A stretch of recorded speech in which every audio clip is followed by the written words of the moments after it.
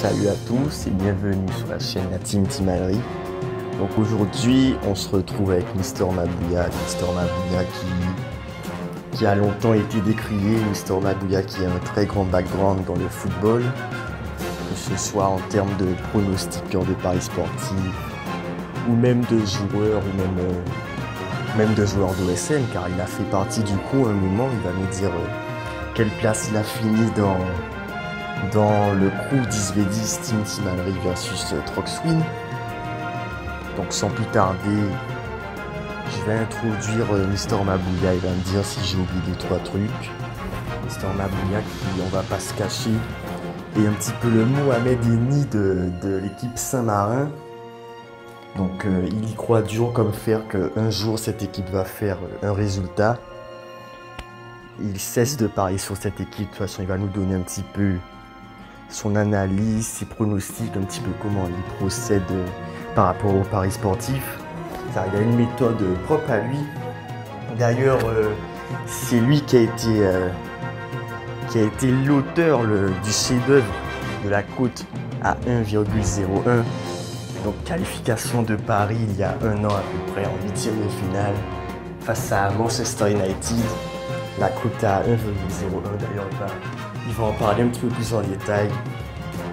Dis-moi, Mister Mabouya, si j'ai oublié 2-3 trucs, tu vas rajouter de toute façon. Donc voilà, quelqu'un qui a été longtemps décrié, un petit peu moqué par ses semblables, par certains de ses proches, des fois à juste titre, mais dernièrement il a réussi à faire fermer quelques bouches, notamment avec des cotes à 130 si je me rappelle bien. En tout cas, si je me trompe, tu me diras. Mais explique-nous un petit peu ton parcours en tant que paris sportif, également en tant que joueur de foot, car il joue au foot. Vous l'avez peut-être remarqué, il a aussi commenté 2-3 vidéos sur les matchs footballistiques. Mister Mabouya avec Mister Turtle, Mister Rabbit également. Explique-nous un petit peu ton passé, comment ça se passe, quels sont tes gros coups, qu'as-tu fait dernièrement en termes de choses footballistiques. Alors bonjour, en ce qui concerne FIFA, franchement c'est un jeu que j'aime bien, mais j'aime surtout Volta 5 contre 5 et puis souvent le 4 contre 3, le 4 contre 4 parce que la patte gardien c'est très facile avec les petits camps. Mais voilà, franchement, je joue en légende en Volta, franchement ça fait plaisir à voir. Mais en ce qui concerne FIFA 11, c'est un autre niveau, un autre domaine, notre histoire. J'ai pas des résultats très concluants, mais on fait avec. Hein. Une fois que tu as compris que quand je défends, je fais que tacler, tu as juste à faire un petit dribble et hop là, 1, 2, 3 joueurs effacés et puis tu es devant les camps. Faut pas être un génie pour comprendre ça en fait. Donc voilà, je prends mes cas là, et puis voilà, on pleure pas parce qu'on est réaliste. Je vais commencer par OSM. OSM, franchement, un jeu très, très amusant que j'adorais jouer. Franchement, j'adorais. Mais bon, franchement, la tactique basique du joueur basique, on va dire, qui évidemment aucune tactique. Je pouvais rester une semaine sans changer mes joueurs. Voilà, ils étaient crevés, j'en battais les couilles. Et puis voilà, des fois j'avais des cartons rouges, je jouais à 10. Franchement, je faisais de mon mieux, mais bon, voilà. Je ne sais même pas pourquoi ils m'ont recruté en tant qu'entraîneur. Voilà. Ok, et pouvez-vous nous en dire un petit peu plus sur votre cote, votre fameuse cote à 1,01 que vous avez mis sur Team Finale Paris-Manchester United, si je m'abuse? En ce qui concerne ma cote à 1,1, franchement, je ne pariais pas pour la remontada du 1. Ouais. Du coup, j'ai commencé à parier l'année suivante. Je me suis dit, une fois pas deux, comme c'est naïf, une fois pas deux. Et puis, évidemment, une deuxième fois, on a perdu salement. J'avais un peu trop la confiance, je blaguais auprès de mes amis, j'ai tout mis sur Paris. Quota 1,1, c'était surtout pour les bonus. Évidemment, je n'ai pas fait en simple, j'ai fait en combiné. Mais j'ai eu les yeux plus gros que le ventre. Et ouais. Peux-tu nous dire pourquoi tu es surnommé le Mohamed Eni de Saint-Marin? Donc aussi, quelle est ta relation avec ce club? Et également, pourquoi tu crois dur comme fer que cette équipe peut gagner quelque chose? Franchement, pour moi, Saint-Marin, c'est une équipe incomprise. C'est une équipe incomprise. Franchement, un moment, ça va passer comme... évidemment, comme pour Lyon, personne n'y a cru. Pourtant, ils sont passés. Moi, le premier, avec le petit quota à 75, je vais m'inventer jusqu'à la fin du temps. Mais Saint-Marin, franchement, à force de perdre, un jour, ils auront un déclic et ça va passer parce que il faut quand même pas oublier que c'est des quotas à 20, 30, 50 parfois. À un moment, faut être réaliste et un jour, ça va passer. Il faudra persévérer, mais un jour, ça va passer. Il faut pas oublier que ce sont des joueurs qui n'ont pas été formés dès la base, comme on dit. C'est des joueurs, on va dire, pris au hasard, autour d'un bon petit bar, une bonne petite pierre, tu vois. Genre l'entraîneur s'est dit, bon, toi je te connais, t'as l'air de bien jouer, etc., etc. Franchement, voilà, je crois même pas qu'ils ont une équipe formatrice dans leur équipe pour former des joueurs. Je sais même pas s'ils ont une équipe locale. Mais voilà, c'est de là que vont sortir leurs forces. Ils se manquent de rien. C'est là qu'ils vont montrer tout leur potentiel. Franchement, moi, je dis ça, c'est une équipe qui pourra marquer l'histoire. Franchement, j'imagine même pas la cote du match nul. Donc, au moins, imaginez ça, franchement.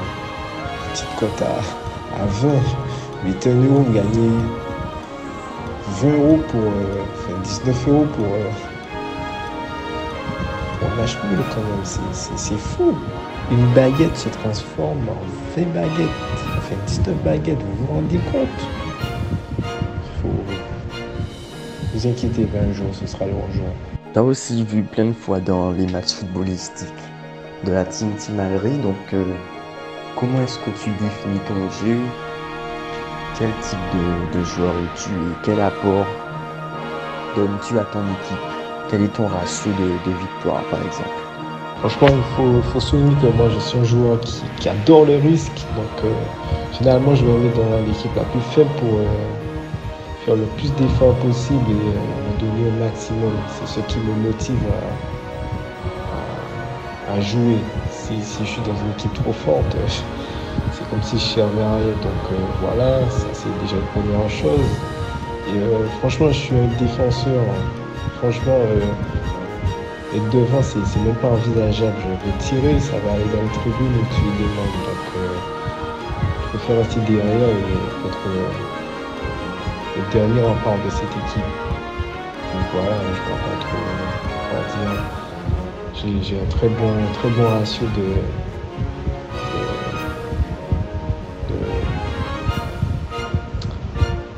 Enfin, les victoires, c'est pas très important en tout cas, mais ce qui compte, c'est surtout le fait que presque aucun joueur passe près de moi en fait. Je libère tous. Après, il faut évidemment dire que une équipe ne se constitue pas d'un seul joueur. Donc, je peux m'occuper du côté droit, du côté gauche, mais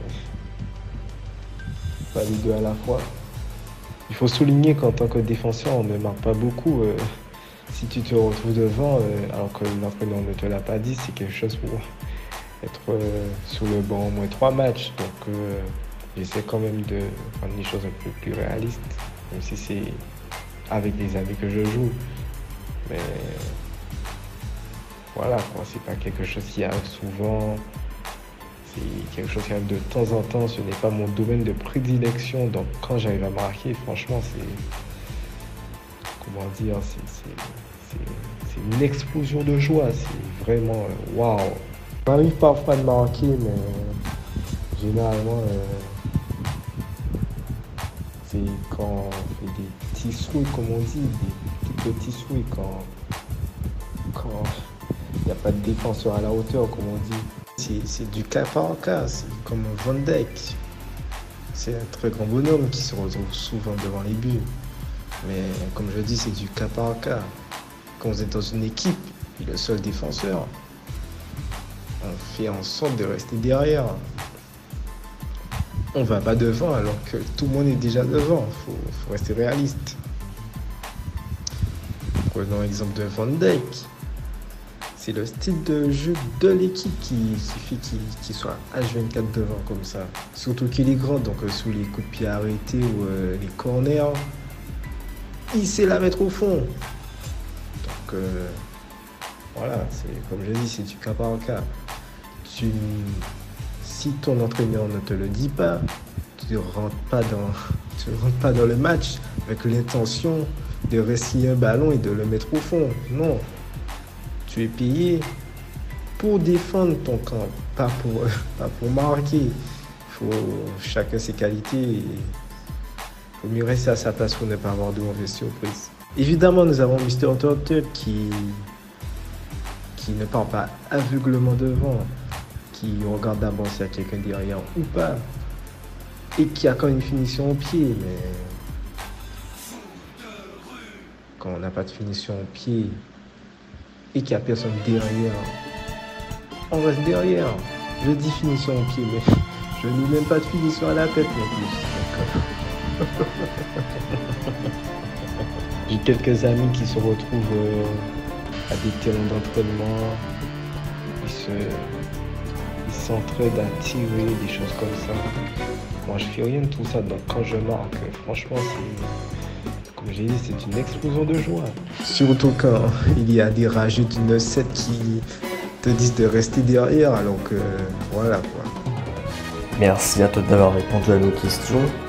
Donc pour pas que la vidéo soit trop longue, on va la couper en deux car j'ai encore quelques questions à te poser et pour pas que ça soit un petit peu trop long pour les viewers, on va la couper en deux parties. Donc si vous voulez la suite de l'interview de Mister Mabouya, il y a la partie 2 en description.